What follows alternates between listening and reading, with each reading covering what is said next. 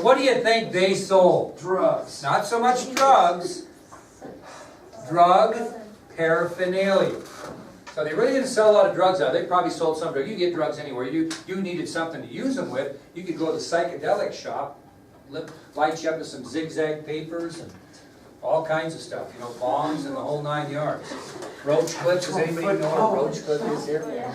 You do? Hadley knows what a roach clip is. What's a roach clip? Tell me. See if your version's the same as mine. Like what you clip around a joint so you don't burn your fingers. So what is it? What's it made of? Today.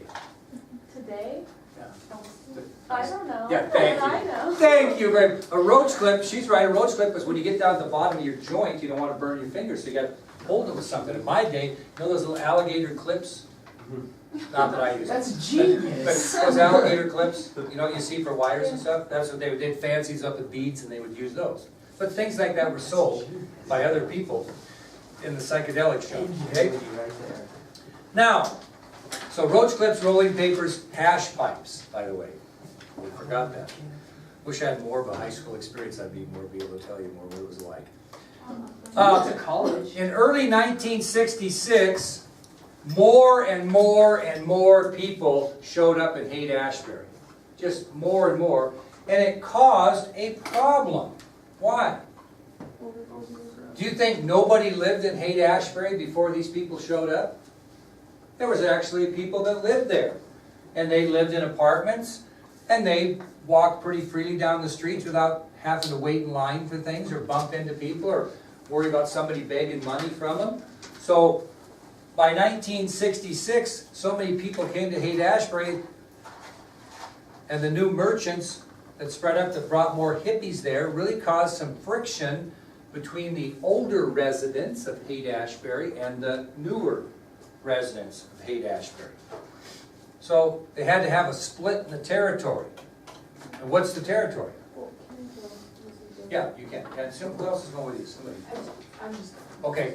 Anyway, so they had to claim territory. What territory did they take? We had two things. We had this and this. What do we have? Haight and Ashbury. So the older people that lived there decided they were going to have a split, so the hippies claimed Haight Street, and the older residents took Ashbury. So they had to have a little bit of a territorial change because of some of the bad philosophies. So again, the conflict between the older residents and the new generation, or now generation, caused a split in territory in those areas, and the hippies claimed Haight Street, and the older residents claimed Ashbury Avenue. Now, there were some pretty famous musicians that lived in Haight during the time this thing went on. See if we can get the three. Oh, they're on your ID sheet. Janis Joplin was one that lived there a ton. Grace Slick. Who did a report on Grace Slick? Anybody? Okay, what group did she run with? I don't remember. I did it on Janis Joplin too. But there was one about like Jefferson Airplane. That's good. Grace Slick was the lead singer for the Jefferson Airplane. Janis Joplin, we'll talk about her in our next area. She was had a group called the Big Brother and the Holding Company. Actually, I think there's a poster up there with her on it. Yeah, look at that. Janis Joplin, right above the door. Who else? Jerry Garcia. Who's Jerry Garcia? The Grateful Dead. So, many famous musicians became inhabitants of HaightAshbury, actually Haight because they split up. That was Janis Joplin, Grace Slick of Jefferson Airplane, and Jerry Garcia of the Grateful Dead. Now, one of the more famous concerts in 60s history occurred in Haight on October 16th, 1966. What was it called? No.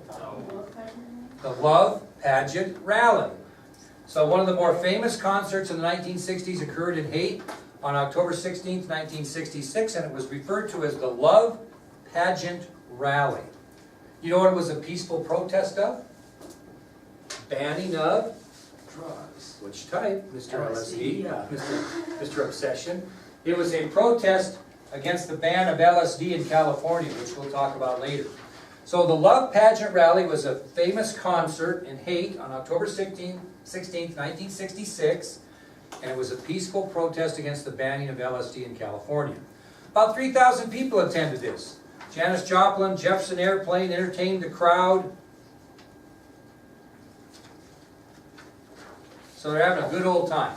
Now, What was the date of that one? October 16th, 1966. Now, what might be the biggest issue when you talk about this hate situation and all this stuff going on? You got to have some semblance of order, or the big L word, or leadership in a community. Somebody's got to kind of keep things halfway organized. And during this time, a group of people took on the first leadership role to try to kind of get things organized. It wasn't a law type thing or laws to be broken, but somebody that could at least take a leadership role to help people out at hate instead of have just an absolute free-for-all. Now this group that decided to take over this leadership role were known as the Diggers. They were known as the Diggers. And the main thing they did to take on the first leadership role is they organized something called the Free Store for hate hippies to come and get certain items. Because one of the reasons it was a little disorganized and kind of crazy is that people didn't know where to go to get anything, right? They could go to the drug shops and get all that type of stuff, but there were people that needed clothing and shoes, they needed a place to live, they needed food, they needed money.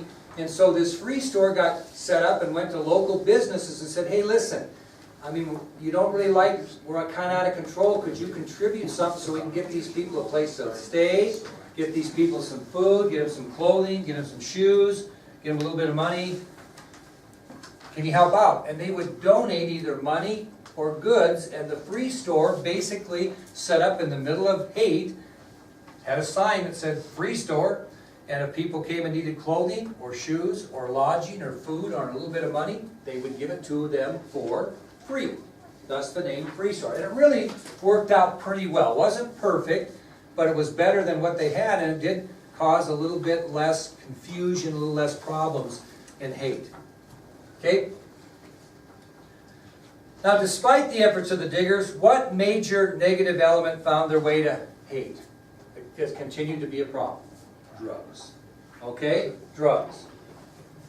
And these hippies that came to hate, even if they hadn't taken drugs prior to going there, started taking them and became dependent on the point, to the point where they would actually beg in streets for money to try to get money to buy more drugs. And this caused a lot of alienation between them and tourists. Because believe it or not, this was a huge tourist area. They had big two-decker buses they were driving through hate and saying, well, there's a hippie there, and if you look over there, you'll see the Free Store, there's a couple of hippies over there, the hippie culture.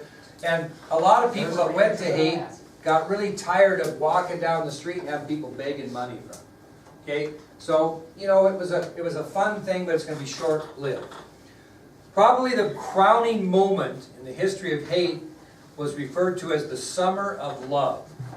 Okay? The most notable and possibly the crowning moment in the history of hate was referred to as the Summer of Love.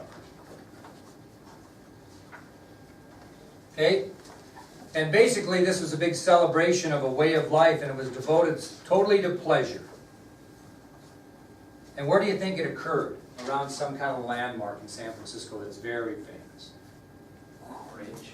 The Golden Gate Park and the Golden Gate Bridge. So thousands of people during the Summer of Love flocked to HaightAshbury and to the Golden Gate Park that summer. And what they do there, they took part in the use of drugs, the listening of music, the ability to make free love. I mean, it was pretty much a free-for-all is what it was. People just went there and partied and listened to music, took drugs, got together with whomever they wanted, those types of things. And it was a real fun thing, but it was the beginning of the end as far as this HaightAshbury scene. So the Summer of Love really marked the beginning of the end for HaightAshbury.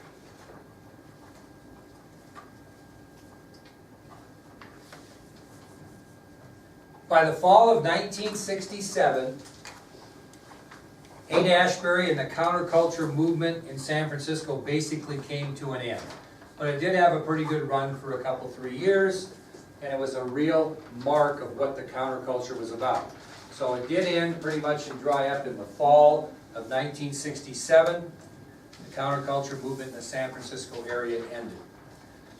Okay, the next lecture then we'll talk about it will be the Woodstock Music and Art Fair, but I was going to tell you about my sister Noxanne. Now, I told you the story, I think, that I was adopted and didn't figure out when I was, who my sisters and brothers were till I was like 40-some years old. My sister Noxanne grew up in Joliet, Montana, and she ended up graduating from high school, and guess where she went? Right after high school. What? Where'd she go? She went to HaightAshbury. You know where she lives right now? In San Francisco at HaightAshbury. Went there, never left. She's a legal secretary, but she's probably 65 years old now, 62, 63, 64, 65, that area. So she moved to HaightAshbury right after high school and spent her entire life there and working as a legal secretary. She could tell you what it was about in person if she was here. Okay? All right, Woodstock Music and Art Fair tomorrow, or excuse me, Thursday.